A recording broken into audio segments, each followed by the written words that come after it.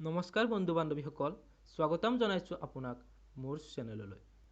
আপোনালোকক জনাবলৈ পাই সুখী হৈছোঁ যে ফাৰ্ষ্ট ছেমিষ্টাৰ, থাৰ্ড ছেমিষ্টাৰ আৰু ফিফ্থ ছেমিষ্টাৰৰ ষ্টুডেণ্টৰ বাবে ডিপাৰ্টমেণ্ট অফ হায়াৰ এডুকেশ্যনে এটা মিনছ কাম মেৰিট স্কলাৰশ্বিপৰ ব্যৱস্থা কৰিছে।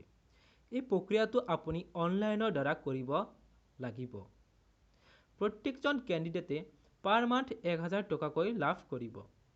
আপোনালোকে ইয়াত কি ডকুমেণ্টছ দিব লাগিব বা কেনেকৈ কৰিব বা ক'ত কৰিব, মই এই ভিডিঅ'টোত সকলো জনাই আছোঁ।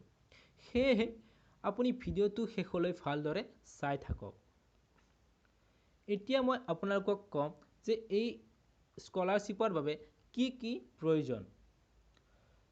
বন্ধু বান্ধৱীসকল, এপ্লাই কৰা কেণ্ডিডেটজনৰ ভোটাৰ ID থাকিব লাগিব, বা যদি আপোনাৰ ভোটাৰ ID নাই তেনেহ'লে আপুনি PRC দিব লাগিব, বা যদি আপোনাৰ দুয়োটাই নাই তেনেহ'লে আপুনি চাৰ্কুল অফিচৰ পৰা এখন চাৰ্টিফিকেট আনি ইয়াত দিব লাগিব। ষ্টুডেণ্টজন যিকোনো এখন ৰিকগনাইজ ইউনিভাৰ্চিটিৰ আৰ্টছ, কমাৰ্চ বা ছায়েন্সৰ ষ্টুডেণ্ট হ'ব লাগিব। কেণ্ডিডেটজনৰ ঘৰৰ ইনকাম 2,50,000ৰ ভিতৰত বা তাতকৈ তলত হ'ব লাগিব, আৰু ইয়াৰ বাবে আপুনি চাৰ্কুল অফিচৰ পৰা এখন ইনকাম চাৰ্টিফিকেট আনি ইয়াত দিব লাগিব।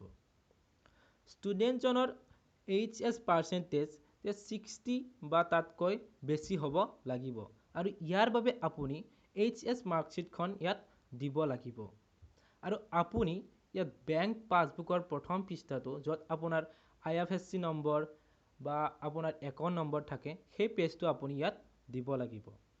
এতিয়া মই আপোনালোকক ক'ম যে আপোনালোকে এই স্কলাৰশ্বিপৰ অনলাইন ক'ত কৰিব।